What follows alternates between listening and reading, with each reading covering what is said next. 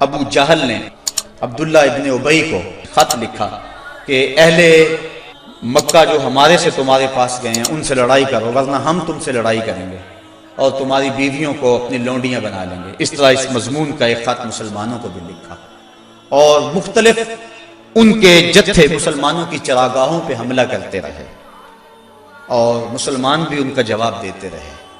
عمر حضرمی کا قتل ایک اہم ایشو بنا، اور اس کے بعد ابو سفیان کا قافلہ جو شام سے واپس آ رہا تھا، تو جب انہیں خطرہ لاحق ہوا تو اس نے زمزم غفاری ایک شخص کو سونا دے کر بھیجا کہ جاؤ جا کے تم اہل مکہ کو بتاؤ کہ تمہارا قافلہ خطرے میں ہے اور مدد کو پہنچو۔ یہ ادھر سے چل پڑا، ادھر حضور کی پھپھی حضرت عاتقہ سلام اللہ علیہا کو خواب آیا کہ ایک سوار اونچی پہاڑی پہ چڑھ کے کہہ رہا ہے کہ اے اہل غدر، اپنی قتل گاہوں کو 3 دن کے اندر اندر دوڑو۔ تو اس کے بعد وہ اونٹ سوار کعبۃ اللہ کی چھت پہ آ گیا اور یہ آواز وہاں بھی لگا ہے، پھر جبل ابی قبیس پہ آ گیا اور وہاں اس نے یہ آواز لگائی، لوگ اکٹھے ہو گئے، اور پھر ایک بہت بڑی چٹان پتھر کے اوپر سے گری اور ٹکڑے ٹکڑے ہو گئے۔ مکے کا کوئی گھر ایسا نہیں تھا جس میں اس کے کنکر اور اس کے ٹکڑے نہ گرے۔ تو حضرت عاتقہ جب بیدار ہوئی تو انہوں نے اپنے بھائی حضرت عباس بن عبد المطلب رضی اللہ تعالی عنہ کو یہ خواب سنایا۔ انہوں نے کسی اور کو خواب سنا دیا، چلتے چلتے یہ خواب ابو جہل تک پہنچ گیا۔ حضرت عباس بن عبد المطلب سین حرم میں طواف کے لیے گئے تو ابو جہل ایک ٹولی کی شکل میں بیٹھا ہوا تھا، کہنے لگا بل فضل، بنو ہاشم میں ایک نبی کافی نہیں تھا کہ ایک نبیہ نے بھی اعلان کر دیا؟ کہتے میں نے پوچھا کیا ماجرا ہوا؟ تو اس نے یہ خواب سنایا۔ میں نے ٹال مٹول کر دی، لیکن اس نے خوب پراپیگنڈا کیا، بلکہ کہا کہ اگر 3 دن تک کوئی ایسا واقعہ نہ ہوا تو ہم چمڑے کے اوپر لکھ کر کعبے کی دیوار سے لٹکا دیں گے کہ سب سے جھوٹا خاندان بنو ہاشم ہے۔ حضرت عباس رضی اللہ تعالیٰ عنہ فرماتے ہیں کہ میں جب گھر گیا تو مجھے عورتوں نے سخت کوسنے دیے کہ وہ بدبخت پہلے تمہارے مردوں پہ بات کرتا تھا، اب عورتوں پر بھی باتیں کرنے لگ گیا۔ کہتے میں غصے سے نکلا، میرا خیال تھا جب ملے گا اگر کوئی بات کرے گا تو پھر میں اس کو خوب جواب دوں گا۔ جو ہی میں سین حرم میں داخل ہوا تو ابو جہل بھاگ رہا تھا، میں سمجھا کہ شاید میرے سے ڈر کے بھاگ گیا، لیکن ماجرا کچھ اور تھا۔ زمزم غفاری آ پہنچا تھا اور وہ ایک اونچے ٹیلے پہ کھڑا ہو گیا تھا۔ اس نے اپنے اونٹ کے کان کاٹ دیے تھے، ناک کاٹ دی اور اپنی قمیض پیچھے سے پھاڑ دی اور زور زور سے کہا اللتیمہ اللتیمہ، اے ادرک اللتیمہ، اور تمہارا قافلہ لٹ گیا، تمہارا قافلہ لٹ گیا، الغوث الغوث، مدد کو پہنچو، مدد کو پہنچو۔ کہتے ہیں بھگدڑ مچ گئی، کیونکہ اس قافلے میں پورے مکے کے لوگوں نے مال لگایا ہوا تھا، لہٰذا جلدی جلدی وہ جنگ کی تیاریاں کرنے لگے اور 3 دنوں کے اندر اندر وہ مکے سے کوچ کر گئے۔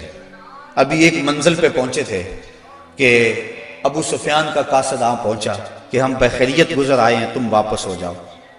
سارے صاحب لوگوں نے مشورہ دیا، لیکن ابو جہل کہتا تھا نہ، ہم نے بدر میں جانا ہے، 3 دن تک وہاں ہم نے قیام کرنا ہے، وہاں شرابیں پئیں گے، وہاں جشن منائیں گے، پورے عرب پہ ہماری دھاک بیٹھے گی۔ اسے بڑے لوگوں نے سمجھایا لیکن وہ ماننے کو تیار نہ ہوا۔ ہر منزل پہ ہر روز کوئی نہ کوئی سردار دعوت کرتا، 9 یا 10 اونٹ ذبح کرتا اور یہ قافلہ آگے بڑھ رہا ہے۔ ادھر حضور نے صحابہ کو جمع کیا، مٹھی پر جماعت، ایک چھوٹا سا گھونسلہ جو تیار کیا تھا، ایک چھوٹی سی کائنات اور دنیا جو حضور نے تیار کی تھی۔ حضور نے فرمایا صحابہ مجھے مشورہ دو، اشیروا علی ایھا الناس، لوگوں مجھے بتاؤ کیا کیا جائے۔ حضرت عمر فاروق رضی اللہ تعالی عنہ، حضرت ابو بکر صدیق رضی اللہ تعالیٰ عنہ، انہوں نے عرض کی حضور آپ جو چاہیں ہم آپ کے ساتھ ہیں۔ حضرت مقداد نے عرض کی حضور آپ برق الغماد تک بھی جانا چاہیں تو ہم آپ کا ساتھ دیں گے۔ حضور نے فرمایا مجھے مشورہ دو۔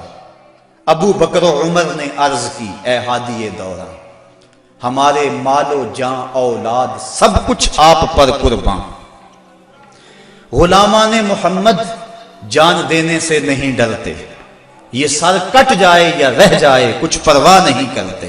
اٹھے مقداد، عرض کی اے سرور عالم، نہیں ہیں قوم موسیٰ کی طرح کہہ دینے والے ہم، ہمارا فخر یہ ہے ہم غلامان محمد ہیں۔ ہمیں باطل سے کیا ڈر، زیر دامان محمد۔ حضور علیہ السلام نے پھر فرمایا شیرو علیہ ایھا الناس، لوگو مجھے مشورہ دو۔ حضرت عمر فاروق پھر اٹھے تو حضور نے پھر کہا شیرو علیہ ایھا الناس، لوگو مجھے مشورہ دو۔ تو حضرت سعد بن معاذ اٹھے، عرض کی شاید حضور کی مراد انصار سے ہے، ادب سے عرض کی انصار ہیں ہم یا رسول اللہ، غلامان شہ ابرار ہیں ہم یا رسول اللہ، اگر ارشاد ہو بحر فنا میں کود جائیں ہم، ہلاکت خیز گرداب بلا میں کود جائیں ہم، نبی کا حکم ہو تو پھاند جائیں ہم سمندر میں، جہاں کو محو کر دیں نعرہ اللہ اکبر میں۔ یہ قریش مکہ تو کیا چیز ہیں، دیووں سے لڑ جائیں، سنانے نیزہ بن کے سینہ باطل میں گڑ جائیں۔ حضور آپ کا حکم تو ہو۔ آقا کریم علیہ السلام خوش ہو گئے، فرمایا چلو بدر کی طرف پیش قدمی ہوئی۔ 313 افراد پر مشتمل یہ قافلہ جب مدینے سے نکلا تو عجیب حالت تھی، مختصر سامان تھا، 2 گھوڑے، 6 زرہیں، 8 شمشیریں، پلٹنے آئے تھے یہ لوگ دنیا بھر کی تقدیریں۔ مسلمان جب نکلے نا تو ان کے پاس تلواریں بھی 8 تھیں، اور وہ بھی مورخین لکھتے ہیں سلامت نہیں تھی، کسی کا دستہ ٹوٹا ہوا تھا، کسی کی نوک نہیں تھی، کوئی زہر میں بجھنے والی تھی، اور 2 گھوڑے تھے، 70 اونٹ تھے، اور 6 زریں تھیں۔ جن کے پاس تلواریں نہیں تھی انہوں نے کھجوروں کے ڈنڈے توڑ لیے۔ اللہ اکبر، کیسا منظر تھا، کیسا ماحول تھا۔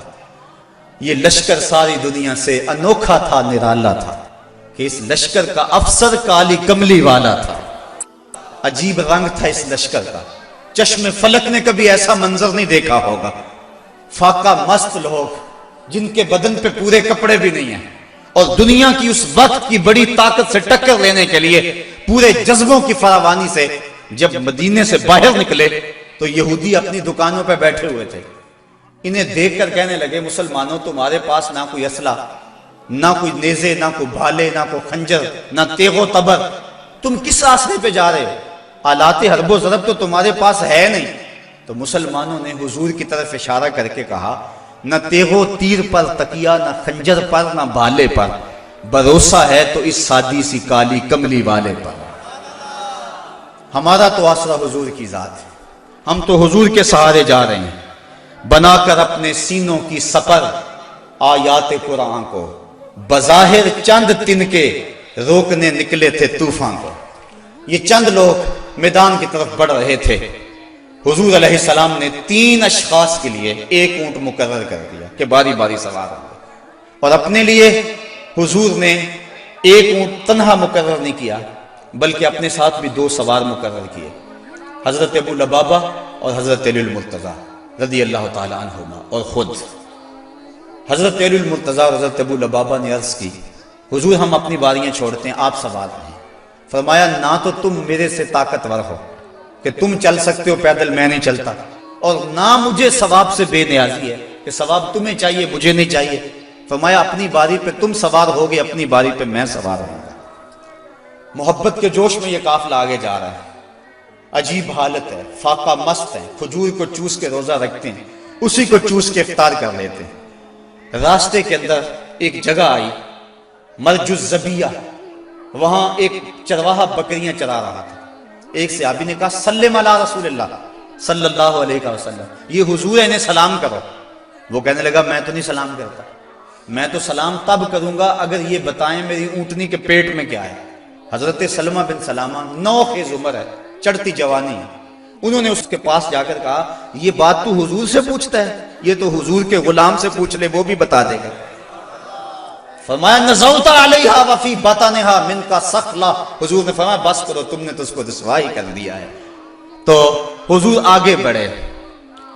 اب جب حضور وہاں پہنچے تو کافروں نے پہلے ہی اونچی جگہ پہ پتھریلے علاقے میں پڑاؤ ڈال لیا ہوا تھا، وہاں انہوں نے اپنے خیمے گاڑ لیے تھے، اور جس سمت حضور تھے یہ علاقہ نشیبی تھا اور ریت تھی، چلتے ہوئے پاؤں دھنستے تھے اور چلنا مشکل ہو رہا تھا۔